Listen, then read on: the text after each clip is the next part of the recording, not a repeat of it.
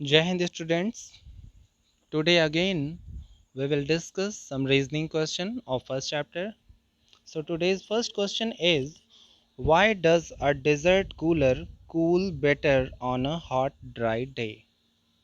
Okay, can you understand the question? Desert cooler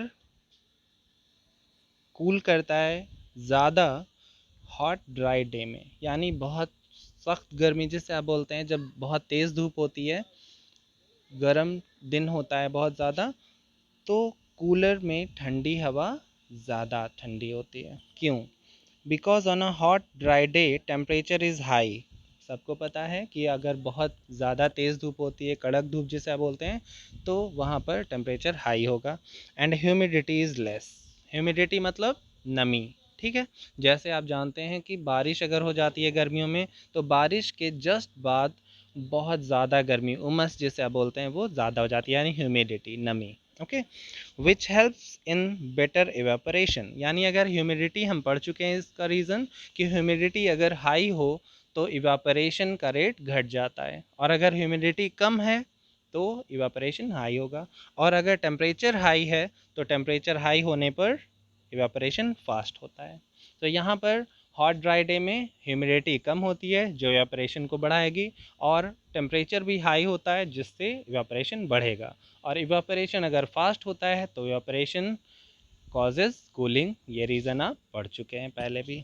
okay, helps better evaporation due to the higher rate of evaporation it gives better cooling effect. Okay, यानी कि अगर आप उसमें water use करते हैं cooler में जब, तो उसका इवेपोरेशन फास्ट होता है क्योंकि ह्यूमिडिटी कम होती है और टेम्परेचर हाई होता है। टेम्परेचर हाई होगा तो इवेपोरेशन फास्ट होगा, और इवेपोरेशन जितना ज़्यादा होगा तो वो कूलिंग इफ़ेक्ट कॉज करता है। रीज़न क्या था? फिर आपको एक बार रिवाइज कर लेना चाहिए कि इवेपोरेशन कूलिंग क्यों कॉज करता है। रीज़न क्या था? क्योंकि जब लिक्विड इवेपोरेट होता है, वेपर फॉर्म में कन्वर्ट होता है, तो अपनी सराउंडिंग से हीट एब्जॉर्ब करता है।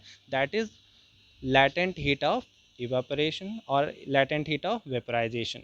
ठीक है, यानी वो हिडन हीट होती है, जो ज़्यादा हीट उसे चाहिए कन्वर्जन के लिए, तो वो एब्जॉर्ब करेगा। और जब हीट एब्जॉर्ब होती है कहीं पर, तो वहाँ पर टेम्परेचर डाउन होता है, तो वो कूलिंग इफेक्ट देता है। Okay, next question is, why sponge is compressible though it is solid. आपने पढ़ा है सॉलिड लिक्विड गैस में।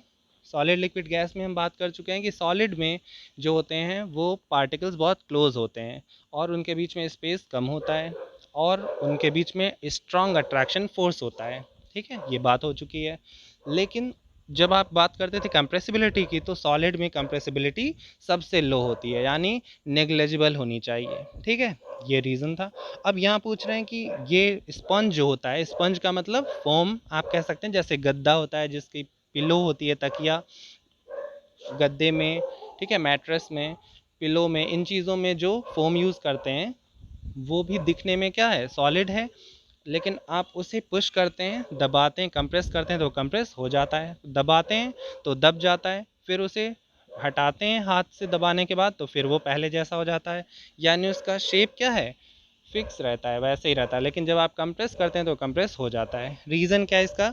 Sponge is considered solid because it have proper size, volume and shape. देखिए, इसका शेप, वॉल्यूम और proper size भी fix रहता है, वो वैसे ही फिर पहले जैसा हो जाता है।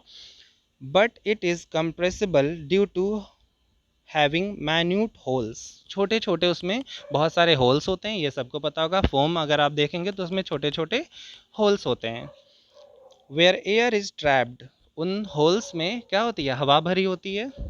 एंड ऑन प्रेसिंग इट, जब हम उसे दबाते हैं या कंप्रेस करते हैं, it air is expelled out. ठीक है, तो हवा बाहर निकल जाती है। जैसे आप जब उसे प्रेस करेंगे हाथ से तो हवा बाहर निकल जाएगी, फिर छोड़ते हैं तो फिर से हवा उसमें फिल हो जाती है out. So we are able to compress it, और इसी वजह से वो उनके जो छोटे छोटे होल्स हैं उसमें एयर फिल है, उसी की वजह से वो कंप्रेस करने से कंप्रेस हो जाता है। लेकिन अगर हम बात करते हैं उसके शेप और वॉल्यूम के अकॉर्डिंग, तो वो क्या कंसीडर किया जाता है, सॉलिड। तो जनरली सॉलिड के बारे में आपने पढ़ा, सॉलिड की प्रॉपर्टी क्या है कि उसे हम कंप्रेस नहीं कर सकते, लेकिन फोम एक ऐसा सॉलिड है जिसे हम कंप्रेस कर सकते हैं, और इसका रीज़न है कि उसमें होल्स होते हैं, उन होल्स में एयर फिल होती है। जब कंप्रेस करते हैं तो एयर एक्सपेल आउट हो जाती है, और फिर छोड़ने पर फिर उसमें एयर फिल हो जाती है, फिर वो वैसे ही शेप का हो जाता है। Okay, thank you.